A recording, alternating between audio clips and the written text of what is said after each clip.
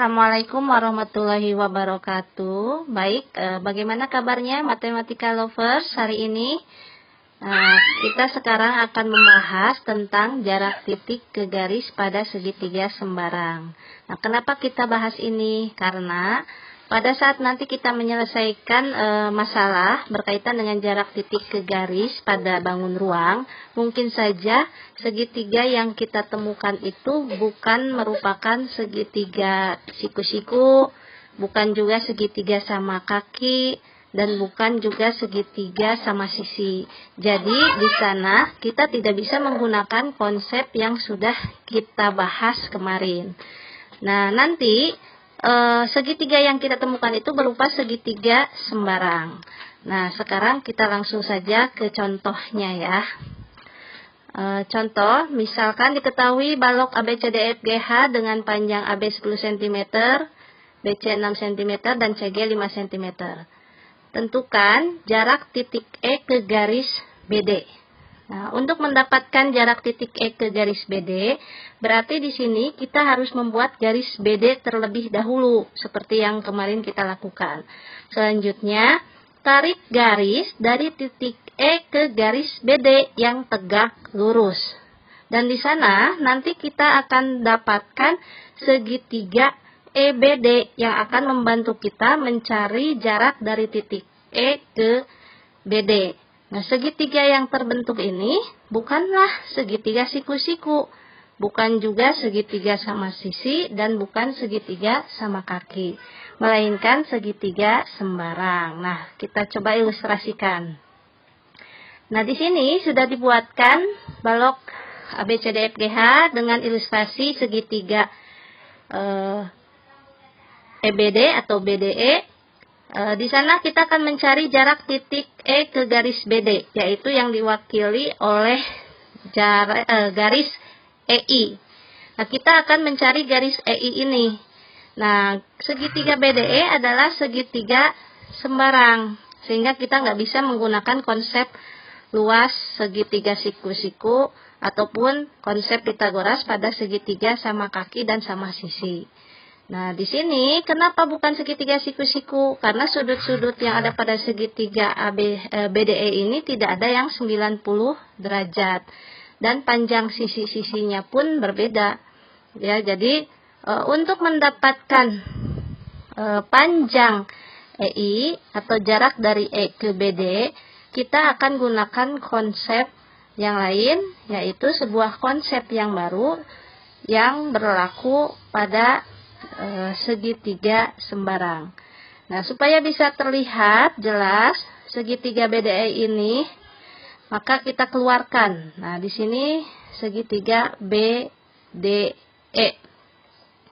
Nah, segitiga BDE ini nanti sisi-sisinya ED kita cari, EB juga kita cari, selanjutnya panjang DB pun kita cari. Bagaimana cara mencari ketiga sisi pada segitiga BDE? Nah, tentu saja kita akan gunakan balok ABCDEFGH untuk menentukan panjang sisi segitiga pada segitiga BDE. Nah, sekarang kita cari panjang ED. Nah, panjang ED kita gunakan segitiga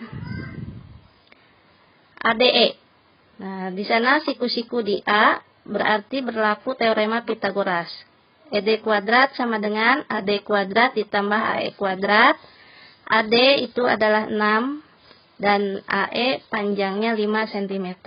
Sehingga ED itu sama dengan 6 kuadrat tambah 5 kuadrat sama dengan akar 61. Nah, berikutnya kita akan mencari panjang EB. BD ya, maksudnya BD. Untuk mendapatkan panjang BD, kita gunakan segitiga ABD. Nah, di sini pun sama, siku-siku di A, maka berlaku teorema Pitagoras. Jadi, BD kuadrat sama dengan AD kuadrat ditambah AB kuadrat. Panjang AD-nya adalah 10, AB-nya 6 gitu ya, terbalik. Sehingga BD itu sama dengan akar 136. Nah, yang terakhir, sekarang kita akan mencari panjang BE. Nah, untuk mendapatkan BE, di sini kita bisa gunakan segitiga BFE atau segitiga BAE. Itu terserah kalian mau menggunakan yang mana. Nah, BE kuadrat itu sama dengan BF kuadrat ditambah EF kuadrat. Substitusikan nilainya, berarti 5 kuadrat ditambah 10 kuadrat. BE adalah akar 125. Nah, sekarang kita tuliskan dalam segitiga BDE. Nah, DE-nya akar 61, EB-nya akar 125, dan DB-nya akar 136. Nah, setelah kita temukan panjang sisi pada segitiga BDE, berikutnya kita coba cari EI. Nah, kita lihat di sini untuk mendapatkan EI, maka kita tidak bisa menggunakan rumus luas segitiga, karena kita tidak akan bisa mencari luas yang satunya lagi gitu ya. Selanjutnya tidak juga bisa menggunakan rumus Pitagoras pada segitiga sama sisi dan sama kaki, karena kita nggak tahu panjang DI itu berapa dan panjang IB pun berapa gitu ya, karena di sini panjang DI tidak sama dengan panjang IB gitu. Sehingga untuk mendapatkan EI, maka nanti kita akan gunakan konsep yang baru. Perhatikan segitiga BDE. Nah, segitiga BDE ini terdiri dari dua buah segitiga siku-siku, yaitu segitiga EDI dan segitiga EIB. Nah, segitiga siku-siku ini dua-duanya sama siku-siku DI. Nah, apabila kita pecah atau kita rubah, maka nanti akan terbentuk segitiganya ada dua. Segitiga yang kecil EDI dan segitiga yang besar EIB. Sama-sama siku-siku di I. Nah, dengan menggunakan konsep segitiga, karena keduanya segitiga siku-siku, maka nanti masing-masing berlaku teorema Pitagoras, baik di segitiga EID maupun di segitiga EIB. Nah, teorema Pitagoras ini akan kita gunakan untuk menentukan panjang EI. Misalkan panjang DE itu adalah X, sehingga DB itu sama dengan DI ditambah IB. Nah, DB-nya adalah akar 136 sama dengan DI-nya adalah X ditambah IB. Jadi IB itu adalah akar 136 dikurangi X. Nah, setelah kita punya ini, IB adalah akar 136 dikurangi X, selanjutnya DI-nya adalah X. Kita coba tuliskan pada segitiga yang tadi sudah kita pisahkan. Nah, diketahui di segitiga yang kecil, fokus dulu di segitiga yang kecil, ED ini akar 61, DI-nya adalah X. Sehingga segitiga DEID itu kan berlaku teorema Pitagoras, gitu ya, teorema Pitagoras. Begitupun di segitiga yang besar. Di segitiga besar nanti juga akan berlaku teorema Pitagoras, gitu ya. Nah, di sini ED kuadrat sama dengan DI kuadrat ditambah EI kuadrat. Karena kita ingin mencari EI, berarti EI kuadrat sama dengan ED kuadrat dikurangi DI kuadrat. Kita substitusikan nilainya. ED adalah akar 61 dikuadratkan dikurangi DI tadi misalkan X. Akar 61 kuadrat itu adalah 61 dikurangi X kuadrat. Sehingga EI kuadrat sama dengan 61 dikurangi X kuadrat. Ini untuk segitiga kecil. Nah, berikutnya kita ke segitiga yang besar, yaitu segitiga EIB. Pada segitiga EIB juga sama, karena siku-siku di I, maka berlaku Pitagoras, yaitu EB kuadrat sama dengan BI kuadrat ditambah EI kuadrat. Karena mencari EI, berarti EI kuadrat sama dengan EB kuadrat dikurangi BI kuadrat. EB-nya adalah akar 125 kuadrat dikurangi akar 136 dikurangi X dikuadratkan. Kita hitung akar 125 kuadrat dikuadratkan itu kan jadi jadi 125. Berikutnya yang di dalam kurung akar 136 dikuadratkan 136 dikurangi 2 dikali akar 136 dikali negatif X negatif 2X akar 136 negatif X dikuadratkan positif X kuadrat. Nah, di sana dipakai kurung supaya tidak salah. Nah, terbentuk dua persamaan EI kuadrat. Yang pertama untuk segitiga kecil, yang kedua untuk segitiga yang besar. Nah, dari konsep ini gitu ya. Ada dua persamaan yang menyatakan panjang EI. Dua-duanya sama, karena itu adalah EI pada segitiga yang sama, yaitu pada segitiga BED.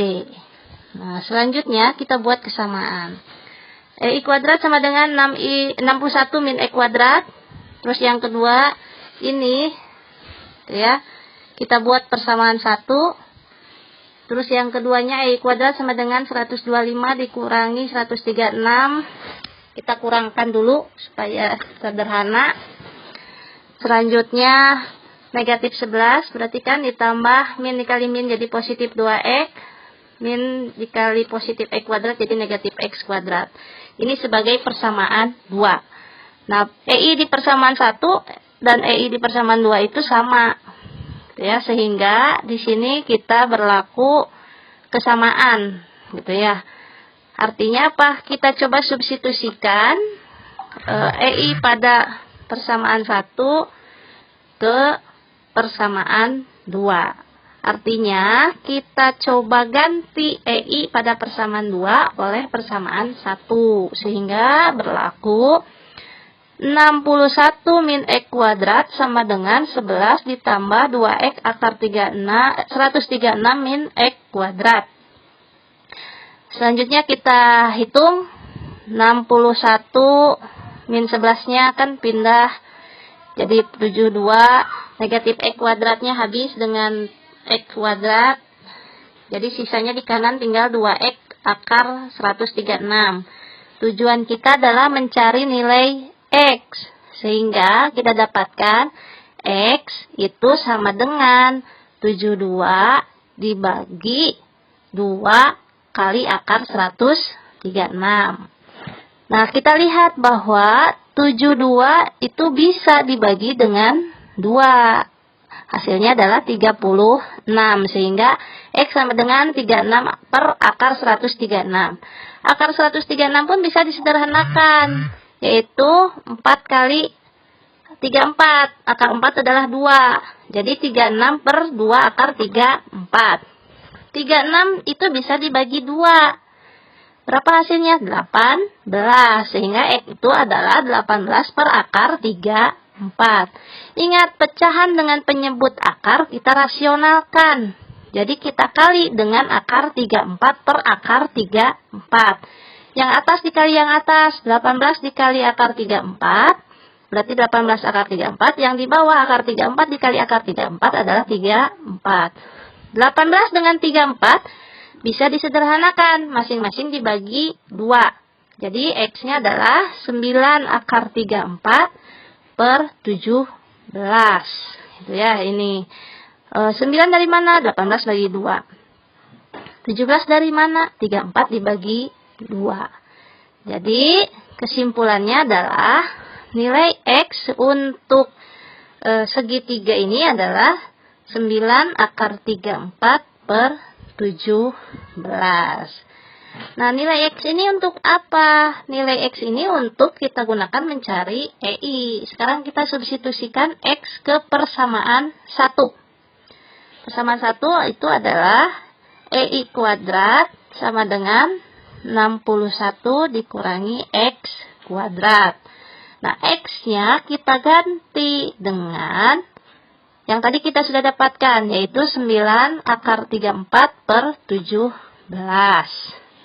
Nah, jadi EI kuadrat sama dengan 61 dikurangi 9 akar 34 dikuadratkan, itu 9 kuadrat 81 dikali 34, 2754. 17 dikuadratkan, itu adalah 289. Selanjutnya kita kurangkan 61 dikali 289 dikurangi 2754. Hasilnya adalah 14.000.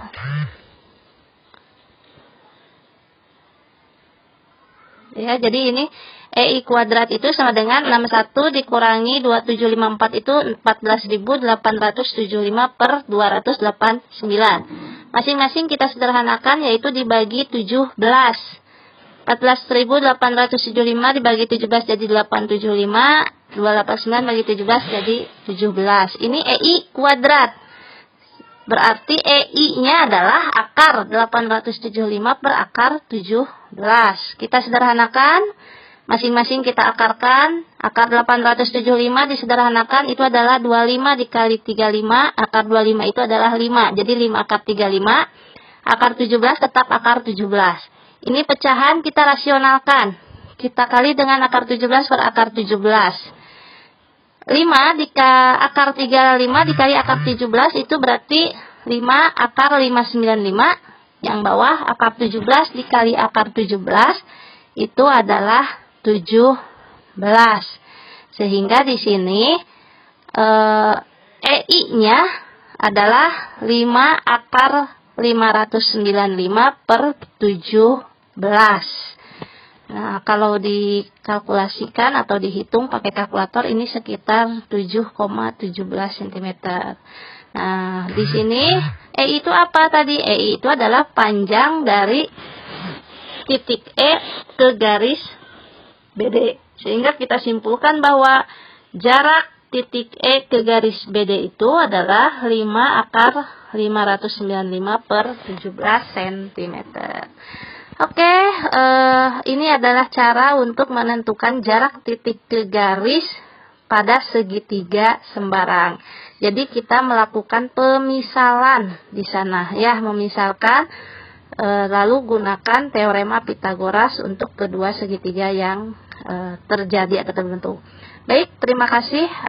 Demikian bahasan kali ini. Atas perhatiannya Ibu ucapkan terima kasih. Wassalamualaikum warahmatullahi wabarakatuh.